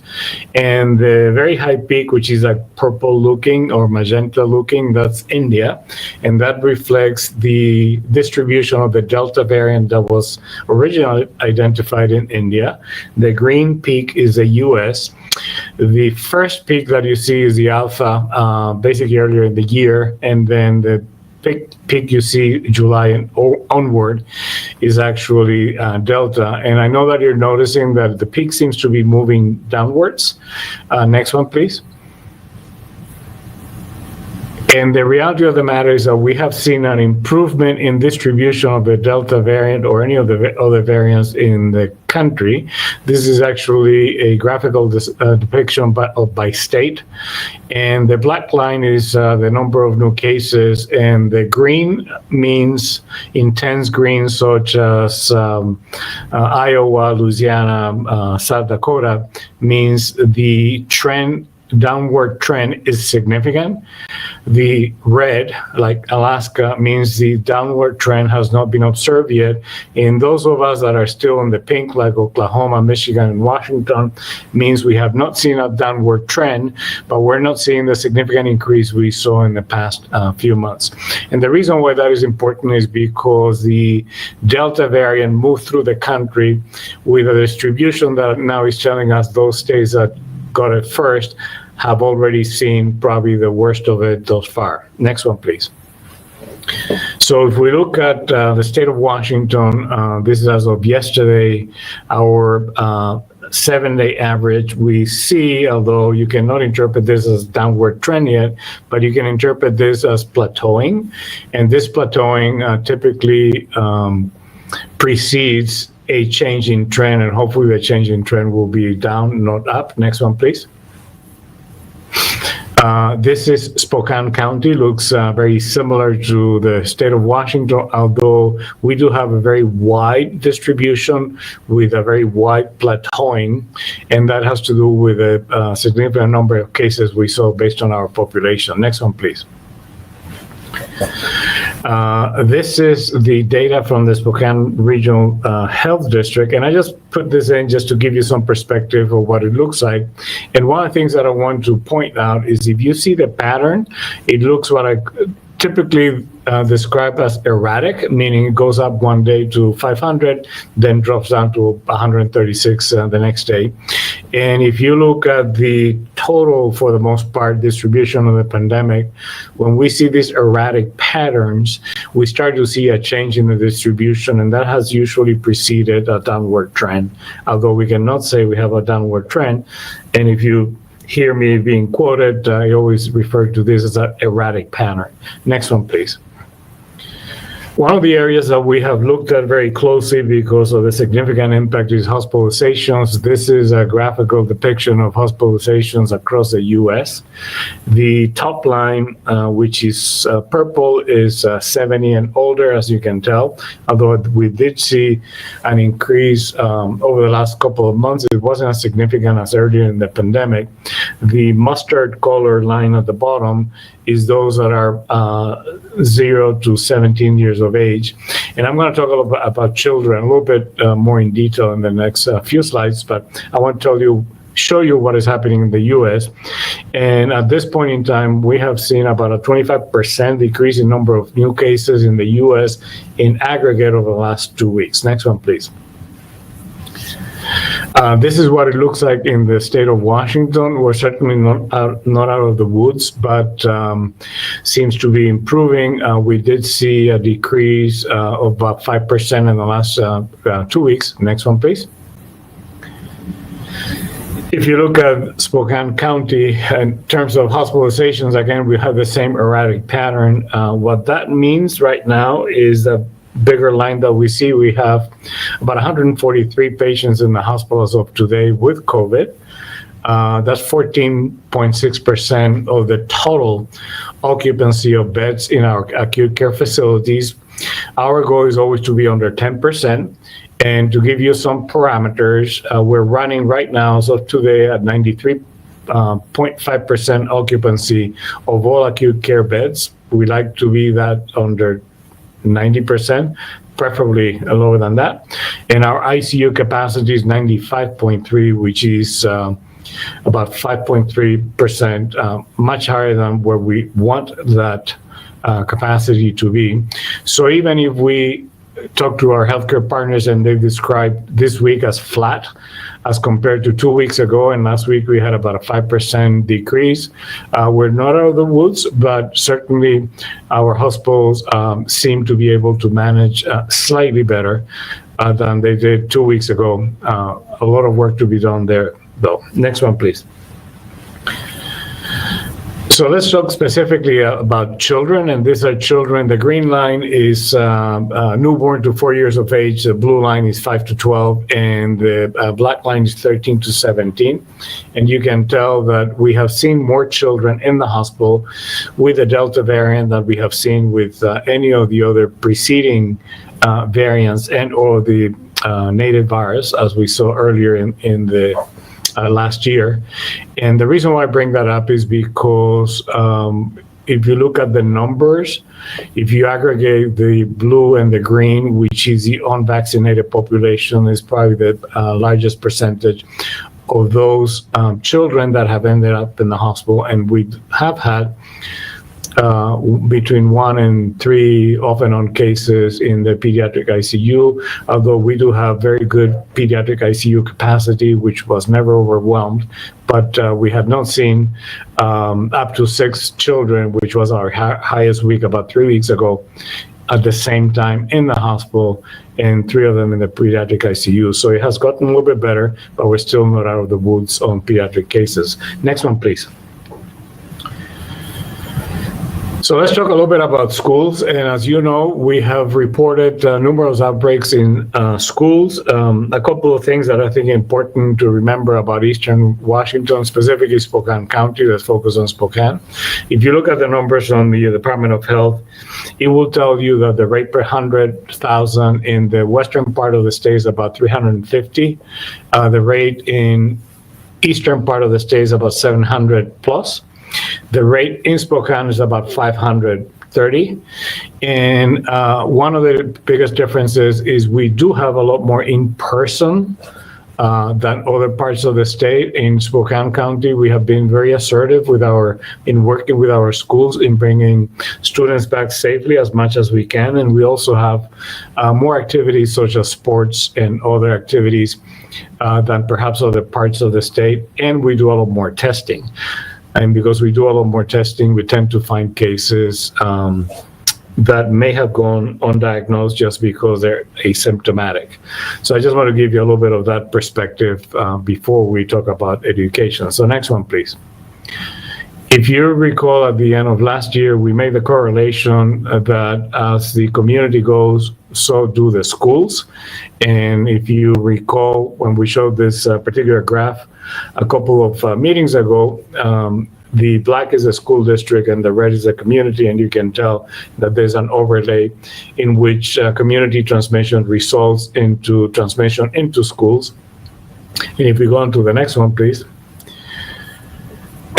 We have seen that, and if you look at this particular graph, we saw an increase in all age groups under 17 starting in the summer when Delta variant started to distribute. And of course, one of the significant concerns here is the increase in cases on those that are 5 to 12. not only during the summer, but as we got into the beginning of the school year early in September. Next one, please. So the question that usually comes up is where did the transmission occur? And I think that's a great question. And it used to be that most of our transmission was not in school, was from the community to the school. But we do have about 1/5 of our cases now are transmission in schools, and that is the blue line. And we do say classrooms, but we also have some extracurricular activities, sports and the like, which is the orange. The vast majority of the cases, just because of the difficulty of ascribing the origin of the infection or the transmission, first and foremost, the ones that we can actually identify very specifically, a lot of it is family transmission.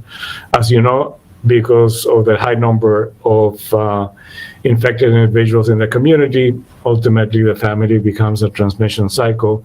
And then the big brown line is unknown, meaning we can't ascribe a specific origin. But the question that we get asked fairly often is, are we seeing more transmission in the schools? And the answer is yes. I do have to say that we continue to work with our schools very closely. We probably have one of the best programs to work with schools in the state of Washington. I'm not afraid to say that because I think our superintendents will vouch for that. We also have leveraged testing and continue to modify our testing approach to better meet the needs of the schools. We just updated our testing protocols, as well as we updated our quarantine protocols, with a goal to continue providing the schools with flexibility and making sure that we can keep students in schools as long as safe, and if they are a potential for transmission, that we can quarantine them and move them out of the institution. Next one, please. So with that, let's talk about vaccines for about 2 seconds. Next one. First note is, as we all know, the Pfizer-BioNTech vaccine was approved for those 16 and older several weeks ago, and now it's called Comirnaty. And Comirnaty is an aggregation of COVID-19 immunity and mRNA, which, from what I understand, they paid a PR firm a significant amount of money to come up with that acronym, which is an interesting name. Next one, please. So the biggest news for the last 2 weeks or so, if we could go to the next one, there you go, thank you, is the conversation about boosters and third doses. And just to make it simple, if you recall early on, we did say that we did not know exactly what the dosage will be. And what we have seen is for individuals that are immunosuppressed and may not have a full immune response, there is a need for a third dose. If you remember, we do that with the flu. There are people that we give 2 doses as opposed to just 1. And there's a long list of individuals that qualify under that. We'll talk about that briefly. A booster is when you expose the individual to the immunogenic antigen, and we do that with a variety of other diseases long term. Next one, please. So the biggest difference here is the third dose is for immunocompromised individuals, and it could be either Moderna or Pfizer, either or of the mRNA vaccines. Next one, please. The booster is only at this point in time approved for the Pfizer vaccine, and it has to be 6 months after the second dose. Group number 1 is adults over 65 and those that are living in long-term care facilities. Group number 2 is adults with medical conditions that will qualify for a higher risk between the ages of 50 and 64. Next slide. The third group is adults 18 to 49 who have an underlying medical condition and after being assessed by their provider are determined to have a risk-benefit analysis that supports the getting the vaccine as opposed to the risk of contracting disease. And the last group, which is a very large group, is anyone 18 to 64 that is in a occupation that places them at high risk. And if you recall, this is similar to some of the original classifications of healthcare workers, teachers, daycare staff, grocery workers, essential workers, and others. And I just want to remind everybody that the booster shots have not been granted for Moderna or Johnson & Johnson, only for the Pfizer vaccine. Next one, please. So we'll stop. I'm going to stop here and see if there are any questions. I have a question for Dr. Velasquez. Yes. With the pediatric ICU patients that were unvaccinated because they were too young, do we have any idea if their parents were vaccinated and if the transmission occurred from them? A good question. From what I understand, many of the parents are not vaccinated. And actually, when we look at the patients in the hospital, including pediatrics, the unvaccinated population ranges in Spokane between 95 and 98% on a kind of like an average day. Good question. Thank you. This is Karen Stratton. I have to ask this question. I'll keep it short. Has there been any feedback from the medical community for those individuals who have had COVID, an increase in eye infections, and more specifically, corneal ulcers? I have not had that reported. I can certainly look into it, and I'll make a note of asking. And I do talk to our healthcare providers like every other day, but I have not heard that one yet. I will ask. Thank you. Yes, sir. Yeah, just not really a question, but a comment. I know my kids I'm very happy to have the kids back at school, and I know we've experienced some of the rapid testing through our school district as different events have come up. And I just want to say I really appreciate that, and we participated, and it's been very helpful for keeping them back in school. So thank you for all those efforts. Well, thank you for the support. I have to give the credit to our education team, Mark, Victoria, and Veronica, who spend countless hours. And if I could brag about them a little bit, we're actually the only county that has office hours training for COVID-19 response teams, training for school nurses, and a routine meeting with leadership of the schools, which we do every single Wednesday at 1:00. So just want to say that. I'm going to go Councilwoman Wilkerson and then Commissioner Kearns.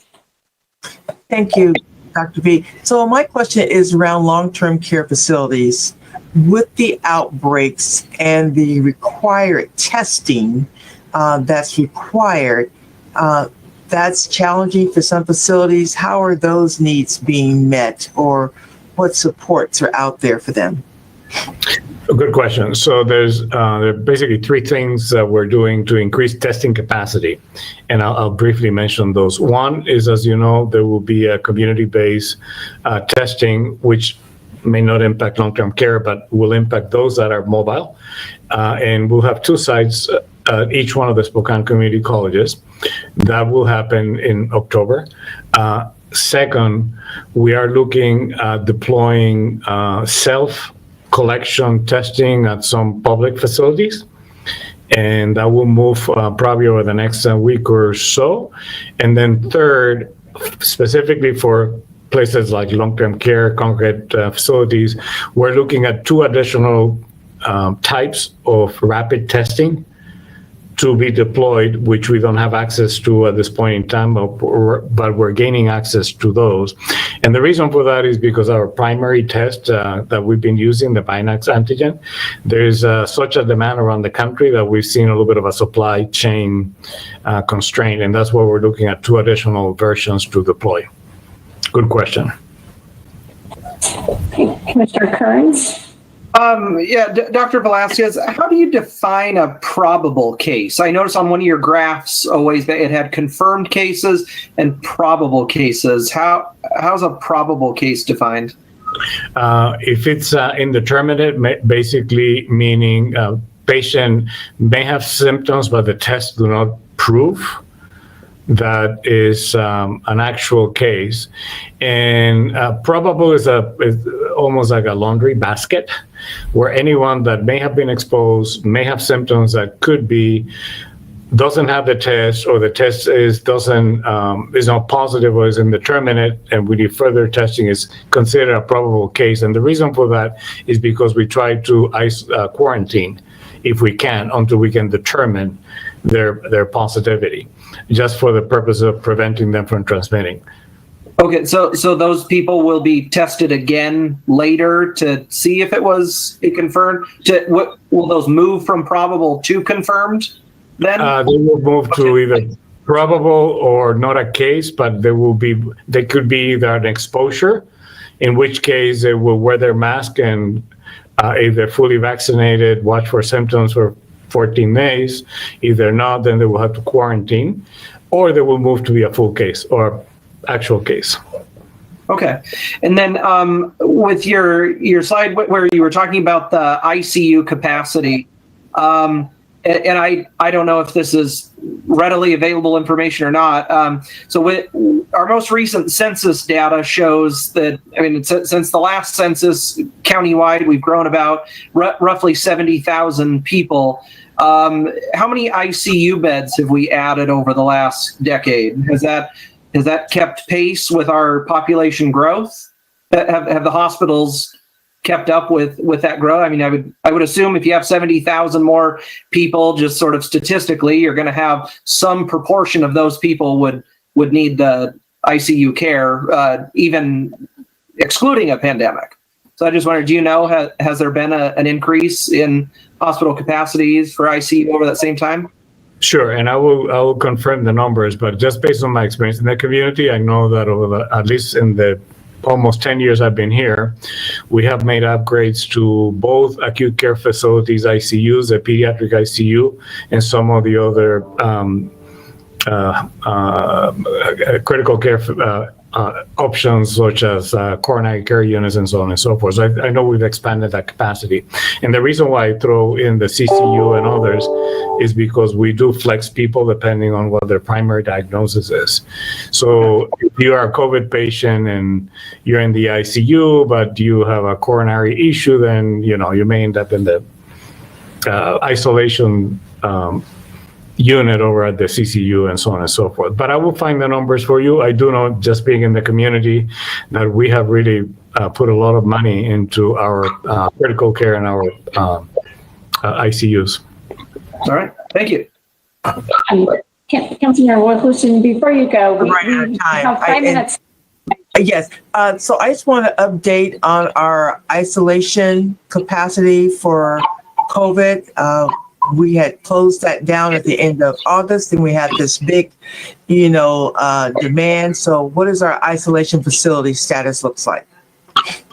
So we have a location.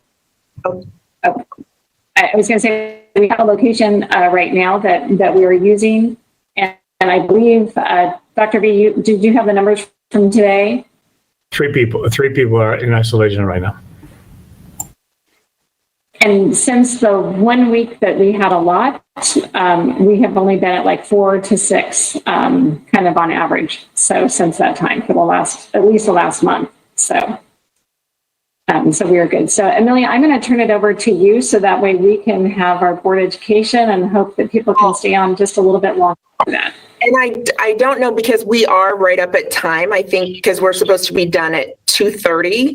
And I do not want to cut Ramyana short. So Ramyana has been on here and patiently waiting, but she has a wonderful presentation on a lot of the work that we're doing around adverse childhood experiences and the importance of positive childhood experiences. So we talk about ACEs a lot, but PCEs are also really, really important. So what my suggestion, because I really don't want to cut Ramyana off. I feel like this is really important information for all of you to have.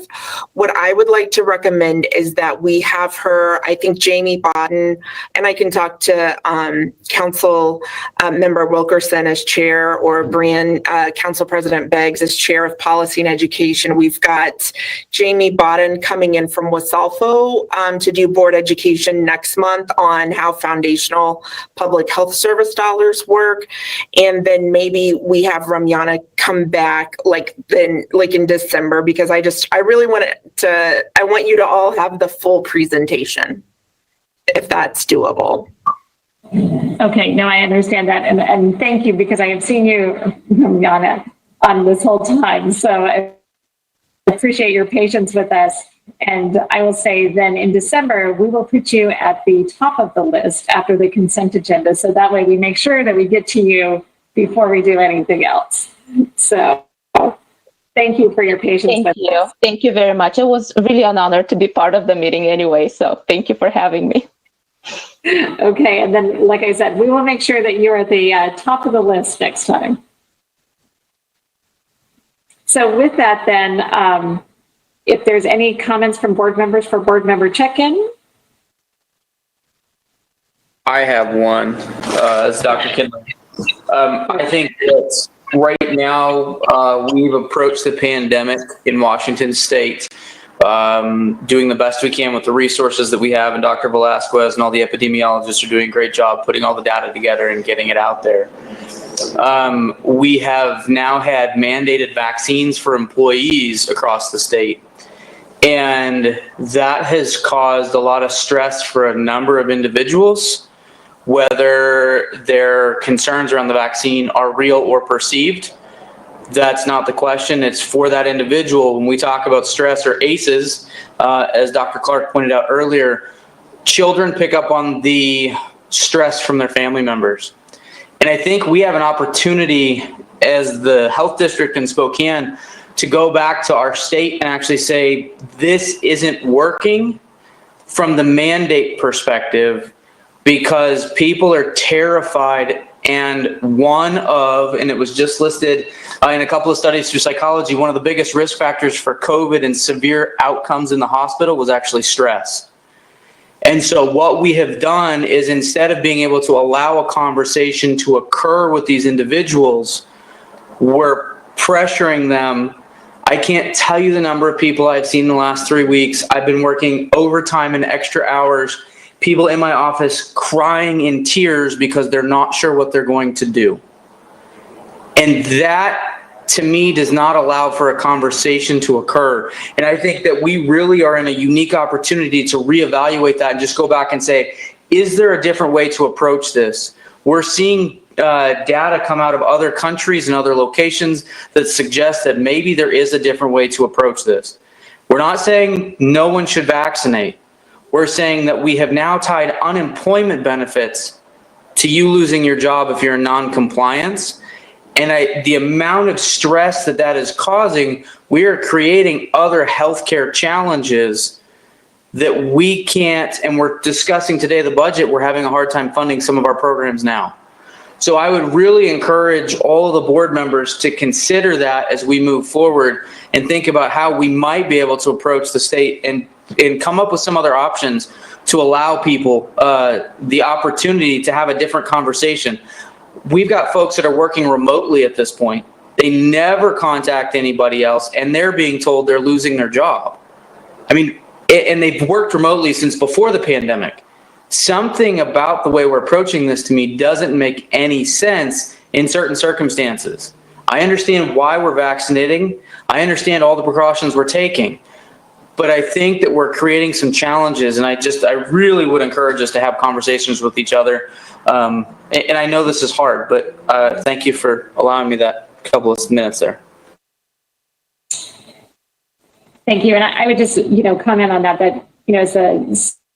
as the agency, we can educate, we can't advocate. As individuals or in our other entities, that's a different choice. But as the state, as the Board of Health, and Michelle, you can correct me if I'm wrong, that we are an education agency, not an advocate. We cannot advocate. So Thank you for that. Are there any other board check-ins? Seeing none, I would ask for a motion to adjourn. To adjourn. Okay, well, we'll say Karen Stratton is first and Ben Wick is the second. All those in favor, signify by saying aye. Aye. Any opposed? Seeing none, we are adjourned and our next meeting will be on October 28th, 2021. Thank you all.